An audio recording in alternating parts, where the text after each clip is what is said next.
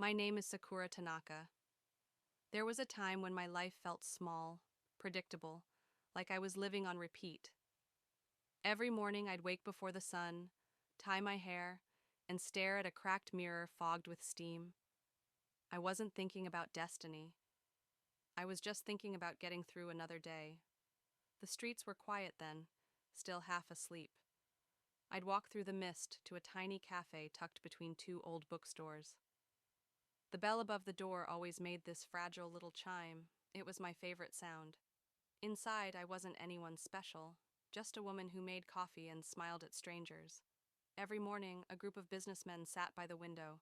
Their voices filled the room. Money, markets, dreams too big for people like me. I used to listen without meaning to. But one morning, I heard something different. A man in a gray suit leaned forward and said, "It's called Bitcoin, BTC. One day, it'll change the world." The others laughed, but his voice didn't shake. It was steady, certain. I don't know why, but those words stayed in my head all day. That night, while my husband Tom slept beside me, I couldn't stop thinking about them. What if belief could really change a life? Days passed, weeks. I started reading articles after work, sneaking time on my phone, learning everything I could. Those glowing charts, the strange new language of the internet. It scared me, but it also lit something inside me. I looked at the small savings I had, every tip, every coin I'd kept aside for years, and I thought, if I don't believe now, then when? That night, my hands were shaking when I clicked buy.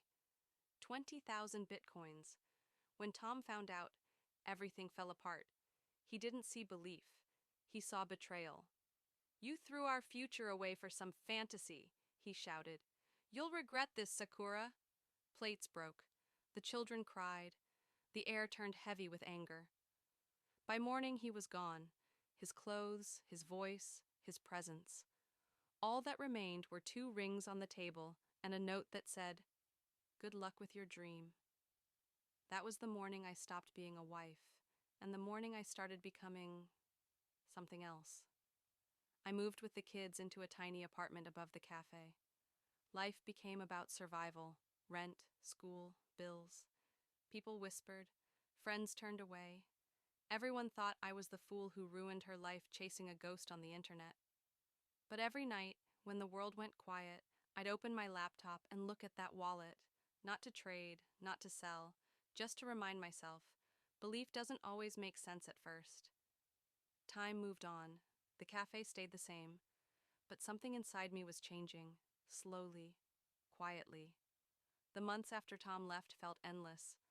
I'd wake up every day pretending I was fine, for my kids, for the customers, for myself. But every night when I turned the lights off, the silence felt heavy, like the world was holding its breath, waiting for me to break. There were nights I cried quietly in the kitchen, afraid my children would hear me. I'd look at the empty side of the bed and wonder, was I really wrong? Had I ruined everything for a dream no one else believed in? Money ran out fast. The cafe hours weren't enough. Some nights, I'd skip dinner just so the kids could eat. I pawned jewelry, took on extra shifts, learned to live with hunger and humility. But even through that struggle, something strange kept me going. That tiny wallet on my screen. I'd open it every week, watching the number move up and down like a heartbeat. I didn't understand it fully, but I felt connected to it. It was the only thing that hadn't abandoned me. One day, the cafe owner, an older woman named Mina, found me crying behind the counter. She didn't say much. She just handed me a cup of coffee and said, "Sometimes belief looks foolish before it looks brave." I'll never forget those words. Years passed like that. The world changed slowly, but I stayed in the same loop. Work, bills, kids, quiet nights. Until one evening, I saw a headline on a small TV above the cafe counter.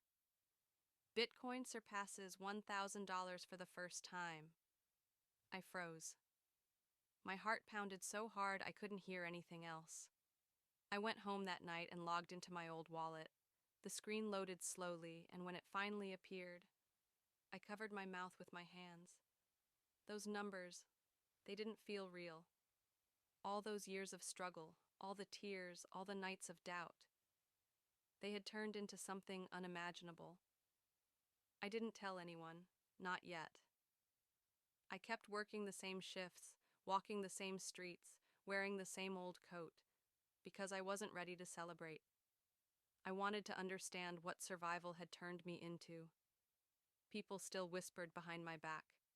Poor Sakura, still working there. If only they knew. But revenge, real revenge, isn't loud. It's patient. It's quiet. It waits until the world least expects it. When I finally realized what I had, I didn't rush to spend it. I sat there in silence, staring at the screen. The same screen that once made me doubt myself. It wasn't about money anymore. It was about everything I had endured to get here. I thought about the nights I went to bed hungry, the mornings I faked a smile at the cafe, the whispers that followed me like shadows, every "you're foolish," every "you'll regret it." And I smiled. I withdrew a small part of the fortune, just enough to move my children and me into a better home. Nothing grand, just peace. I didn't tell anyone where the money came from. Let them wonder. Then, slowly, I started to rebuild.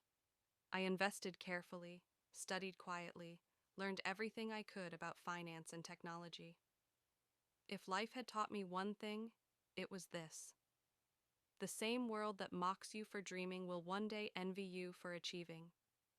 One morning, while reading the news, I saw an article about a business forum in the city, the kind of place Tom used to dream of being invited to. Something in me stirred. For years I had been invisible. Maybe it was time to let them see me again. I walked into that hall wearing a simple white dress, calm and confident. People glanced at me, some recognizing, others curious. And then I saw him. Tom. He looked older, tired, restless. He didn't notice me at first, but when he did, his eyes widened. "Sakura," he whispered. I nodded, smiled politely. No anger, no bitterness, just silence, the kind that speaks louder than words. He tried to talk, to explain, but I stopped him gently. "You don't owe me anything," I said. "You just didn't believe." In that moment, I realized something powerful. Revenge isn't about hurting them. It's about becoming so strong, so complete, that their absence no longer defines you. I left that hall with my head high and my heart light. The world that once pitied me now looked at me with admiration, but none of it mattered. What mattered was that I believed when no one else did. From that day, I dedicated my life to helping women like me, the ones left behind, doubted, broken, but still breathing. I opened small businesses, funded education, built shelters. Because revenge doesn't always wear anger. Sometimes it wears kindness. And every time I help someone rise, I whisper to myself, "This is for the woman you used to be." The world finally caught up with the dream I had years ago. Bitcoin became a global story, but my real wealth was never the coins. It was the courage to believe before the world did. Years have passed. My hair is streaked with silver now, and the mirror that once showed my tears now shows my peace. I live in a home filled with laughter, not fear. My children are grown, strong, kind, and wise. Sometimes I sit by the window at dawn, a cup of coffee in my hands, watching the city wake. The same streets that once held my struggle now carry my story. The same cafe that paid my rent still stands there, a reminder of who I was and how far I've come.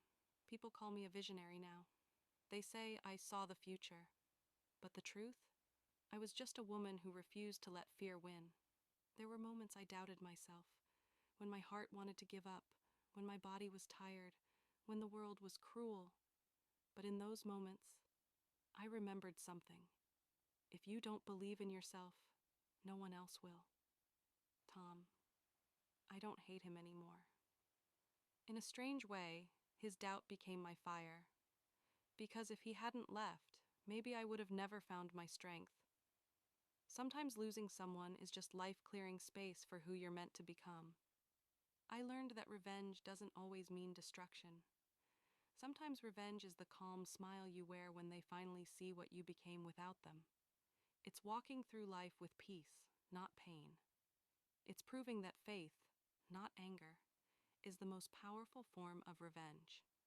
And if you're listening to this, if you've ever been broken, doubted, or abandoned, remember my story.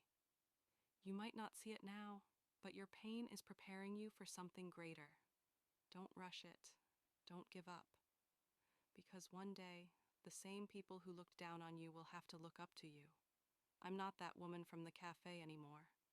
I am the woman who believed before the world did. And this is my revenge.